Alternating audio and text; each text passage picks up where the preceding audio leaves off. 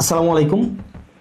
ধরেন আপনার এলাকায় এই মুহূর্তে আপনার পাশ দিয়ে বয়ে চলা নদীতে একটা লাশ ভেসে উঠলো।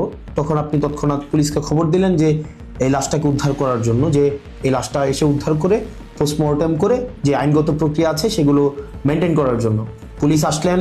পুলিশ এসে সেই লাশটা আপনার বাসা থেকে ফর এক্সাম্পল 50 কিলোমিটার দূরে আপনার সদর হসপিটালে নিয়ে গেলেন। সেখানে পোস্টমর্টেম করা, সেখানে হচ্ছে ডোমকে রাজি করানো, তারপর হচ্ছে জানাজা, দাফন কাফন, এই প্রত্যেকটা কার্যক্রম পুলিশ নিজে উপস্থিত থেকে করলেন বা করেন। এটাই, পুলিশ ছাড়া এই কার্যক্রমগুলো কেউ করে না। অথবা কেউ হারিয়ে গেলেন, অথবা কেউ আত্মহত্যা করলেন, এই যে কার্যক্রমগুলোকে আমরা পুলিশকে দিয়েই হচ্ছে আমরা করতে হয়। এখন কয়েকটা প্রশ্ন এখানে। আপনার বাসা থেকে বা নদীর পাড় থেকে লাশটা জেলা সদরে নিয়ে যাওয়ার জন্য যে খরচটা হয়েছে, অ্যাম্বুলেন্স ম্যানেজ করা, ডোম ম্যানেজ করা, হসপিটালের যে খরচ, এই খরচটা আসলে কে দেয়? এই খরচটা দেয় হচ্ছে সেখানে নিয়োজিত যিনি দায়িত্বপ্রাপ্ত এসআই, কনস্টেবল বা যিনি যান, পুলিশের যে সদস্য যান, তাকেই কিন্তু এই খরচটা বহন করতে হয়। যে 10-15 হাজার টাকা খরচ হয়, তাকে এই খরচটা বহন করতে হয়।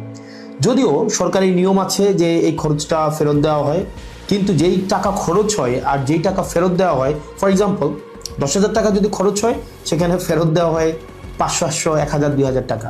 তো সেটা দেখা যায় খরচ হওয়ার তুলনায় প্রাপ্তির যেই ব্যবধান, সেটা দৃশ্যমান অনেক বেশি ব্যবধান। তো এই পুরো খরচটা কিন্তু পুলিশকেই বহন করতে হয়।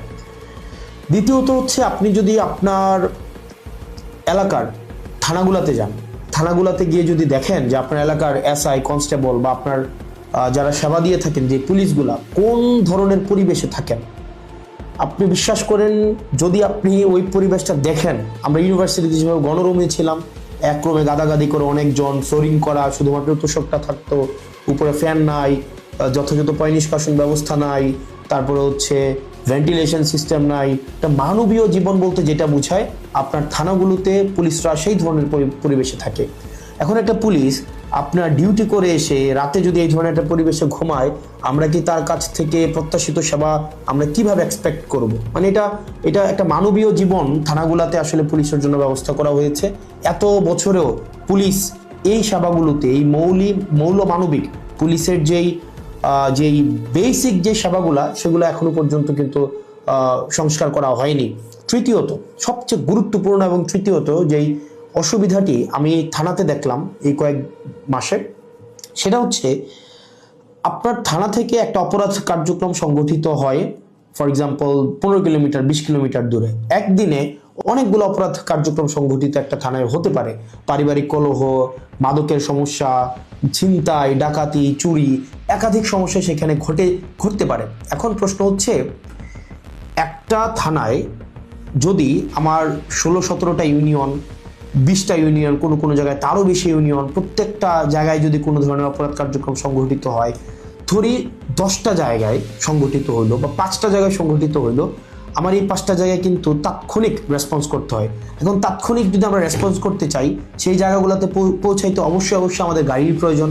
মানে গাড়ি ছাড়া পায়ে হেঁটে তো নিশ্চয়ই এই ধরনের কার্যক্রমগুলোতে কখনোই পুলিশ তড়িৎ কোনো সিদ্ধান্ত বা তড়িৎ কোনো অ্যাকশন নিতে পারে না। কিন্তু আপনি যদি থানাগুলো যান, দেখবেন কোনো থানায় 10টা গাড়ির প্রয়োজন, 6টা গাড়ির প্রয়োজন, সেখানে থানাকে দেওয়া হয়েছে 1টা গাড়ি, 2টা গাড়ি। এখন পুলিশ তার বাসায় বসে থাকে না। আপনি কল দিলেন যে এখানে ঝামেলা হয়েছে, মানুষ মারা গিয়েছে, চুরি হয়েছে, খুন হয়েছে, পুলিশ কিন্তু আসতে হয়। তাহলে পুলিশ কিভাবে আসে? পুলিশ দেখা যায় এটা ভ্যান ভাড়া করে, একটা অটো ভাড়া করে, অথবা দেখা যায় একটা লেগুনা ভাড়া করে, সেইটা করে কিন্তু তাকে যেতে হয়। ওই যে ভাড়ার টাকাটা, এই ভাড়ার টাকাটাও কিন্তু পুলিশের পকেট থেকে দিতে হয়। দ্বিতীয়ত, এই যে ভাড়া করে যাওয়া আসা, তার যে এই সময় নষ্ট হয়, সেক্ষেত্রে দেখা যায় যারা অপরাধ সংঘটিত করে, তারা কিন্তু ইতিমধ্যেই সে জায়গা থেকে চলে যায় এবং আমরা সেবা বঞ্চিত হই। সেজন্য আপনি যদি পুলিশকে যুগোপযোগী করতে চান, পুলিশকে যদি আপনি হচ্ছে তার সেবা তাৎক্ষণিক জনগণের কাছে পৌঁছাইতে চান, অবশ্যই তার ট্রান্সপোর্টেশন ব্যবস্থাটা অবশ্যই যথাযথভাবে করতে হবে। আপনি পুলিশকে ট্রান্সপোর্টেশনের গাড়ি দিবেন না। গাড়ি বলতে এখানে একটা পুলিশকে একটা গাড়ি, এটা বোঝানো হয় নাই। একটা কাভার্ড ভ্যান দেন, একটা 10টা পুলিশ একসাথে মুভ করতে পারে। তারপর হচ্ছে একটা থানায় যদি আপনি 5টা 6টা গাড়ি দেন, তাহলে সেক্ষেত্রে কিন্তু ওই এলাকার অপরাধ কার্যক্রম অবশ্যই দৃশ্যমান কমে আসবে, কারণ পুলিশ ইমিডিয়েট রেসপন্স করতে পারবে। কারণ পুলিশ যদি ইমিডিয়েট রেসপন্স করতে না পারে, অপরাধ সংঘটিত হয়ে যাওয়ার পরে যদি রেসপন্স করতে হয়, সেক্ষেত্রে দেখা যায় দিন শেষে অপরাধী কিন্তু পালিয়ে যায়। সেজন্য পুলিশের দক্ষতা, পুলিশের সেবা যদি আপনি জনগণের দ্বারগোড়া পৌঁছাতে চান, অবশ্যই আপনার ট্রান্সপোর্টেশনের ব্যবস্থা উন্নতি করতে হবে।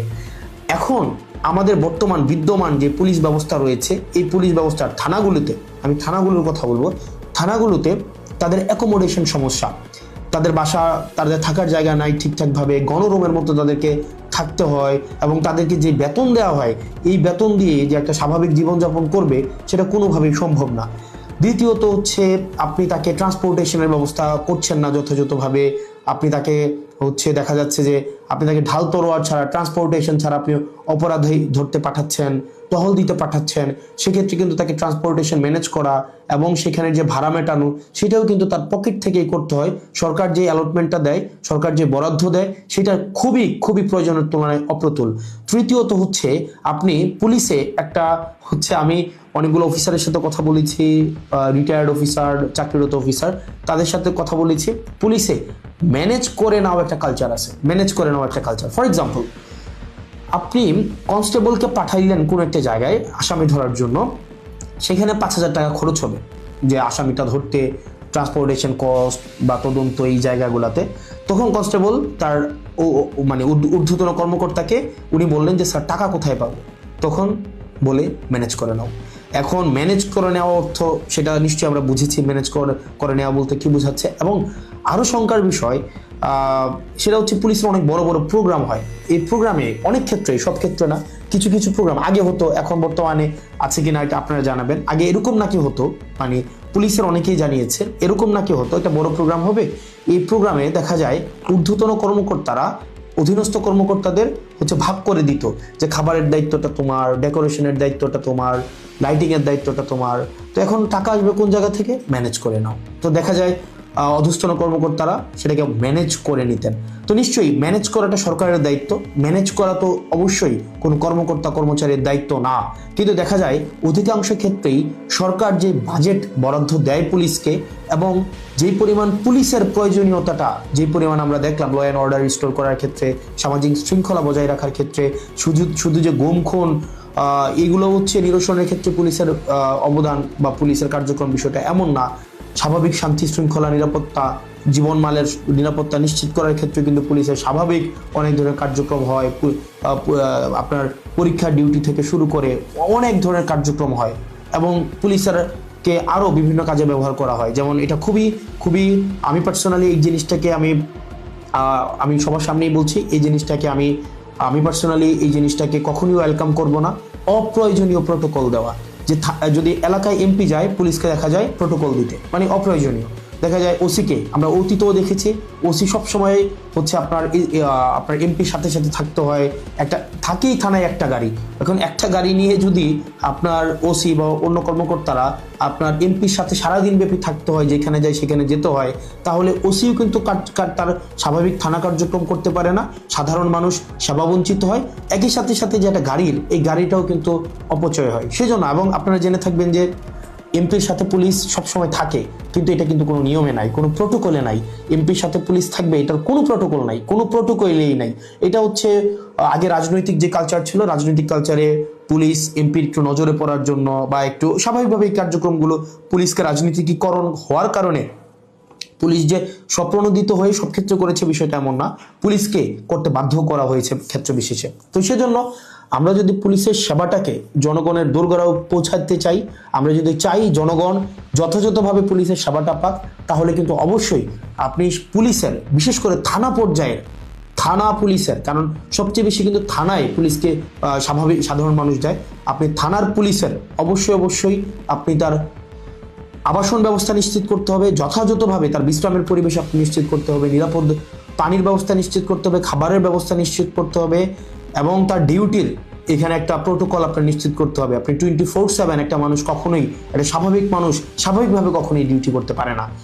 2 নম্বর বিষয় হচ্ছে ট্রান্সপোর্টেশনের ব্যবস্থাটাকে আপনি নিশ্চিত করতে হবে। একটা থানায় একটা গাড়ি দিয়ে একটা থানা কখনোই চলতে পারে না, 2টা গাড়ি দিয়ে একটা থানা কখনোই চলতে পারে না। আপনি পুলিশের উপর চাপিয়ে দিবেন যে ম্যানেজ করে নাও, পুলিশ যখন ম্যানেজ করতে যাবে তখনই কিন্তু জনগণ পুলিশের হচ্ছে একটা সাংঘর্ষিক অবস্থা তৈরি হয়, তখনই হচ্ছে উৎকোচ গ্রহণের হচ্ছে এক ধরনের বৈধতা মানসিকভাবে উৎপাদিত হয়। সেজন্য আমরা পুলিশকে এই ম্যানেজ করে নেওয়ার প্রবণতায় না ঠেলে দিয়ে সরকারের কাছে এই বিষয়গুলো নিয়ে আমাদের আহ্বান থাকবে বাজেট বৃদ্ধি করা, এবং সেগুলোর হচ্ছে আমাদের যে টেকনিক্যাল জায়গায় আমাদের রিসোর্স সেখানে হচ্ছে আমাদের ইনস্টল করতে হবে। তৃতীয়ত তার মানে অ্যাকোমোডেশন, তারপর হচ্ছে ট্রান্সপোর্টেশন, আর হচ্ছে 3 নাম্বার যেটা হচ্ছে অযাচিত যেই রাজনীতিকীকরণের যে বিষয়টি রয়েছে সেটি থেকেও পুলিশকে আমাদের মুক্তি দিতে হবে। সাধারণ জনগণ এবং পুলিশের মাঝখানে কোনো মধ্যস্বত্বভোগী থাকা কখনোই উচিত না। তো আমরা পুলিশের কখনোই, আমরা শুরু থেকে, আপনি যদি যান আমার টাইমলাইনে এখনো আছে যে অগাস্ট থেকে 2024 অগাস্ট থেকে পুলিশের যেই টেকনিক্যাল হচ্ছে রিসোর্স ইনস্টল করা, তাদেরকে সেটাকে এনরিচ করা, পুলিশকে জনমুখী করা, রাজনৈতিক প্রভাবে বলের বাহিরে নিয়ে যাওয়া, তাদের আবাসন, স্বাস্থ্য, চিকিৎসা সেগুলো যেন যথাযথ হয় সেটি নিশ্চিত করা, তার পেশাদারি যেই ব্যয় হয় সেই পেশাদারি ব্যয় যেন সরকারি খাত থেকে হয়, তাকে যেন সেটির জন্য ম্যানেজ করা কালচারে না যেতে হয়, সেটির জন্য কিন্তু আমরা গুরুত্ব দিচ্ছি। সেজন্য আমরা সংসদে এই বিষয়গুলো নিয়ে কথা বলবো যদি আল্লাহ সুযোগ করে দেয়, এবং যেহেতু সুযোগ করে দিয়েছে একই সাথে সাথে সরকারের কাছে বা মানুষের কাছেও যে এই যে পুলিশের, আমরা যে তৃণমূলের পুলিশের যে জটিলতাগুলো সেগুলো আমার কাছে মনে হয়েছে সবার জানা উচিত, যেহেতু থানাগুলোকে আমরা এখন খুব ক্লোজলি দেখছি, সেজন্য সবাইকে জানানো। আর পুলিশের প্রতি আমাদের সবসময় সংবেদনশীলতা রয়েছে, এবং আমরা চাই পুলিশ জনগণের হয়ে উঠুক, কোনো রাজনৈতিক দলের না, পুলিশ হয়ে উঠুক সবার। পুলিশের সাথে জনগণের সম্পর্ক থাকবে হৃদ্যতার, এবং প্রত্যেকটা মানুষ যেন ভয়হীনভাবে সেখানে অভিযোগ জানাতে পারে, এবং অপরাধী নির্মূলে পুলিশ সবসময় যেন সুদৃঢ় ভূমিকা পালন করতে পারে রাজনৈতিক যে কোনো প্রভাবের ঊর্ধ্বে উঠে। পুলিশের আবাসন সমস্যা, ট্রান্সপোর্টেশন সমস্যা, পুলিশের বাজেট বৃদ্ধি এবং পুলিশের ম্যানেজ করে নেওয়া কালচার থেকে পুলিশকে অবশ্যই মুক্তি দিতে হবে। আসসালামু আলাইকুম।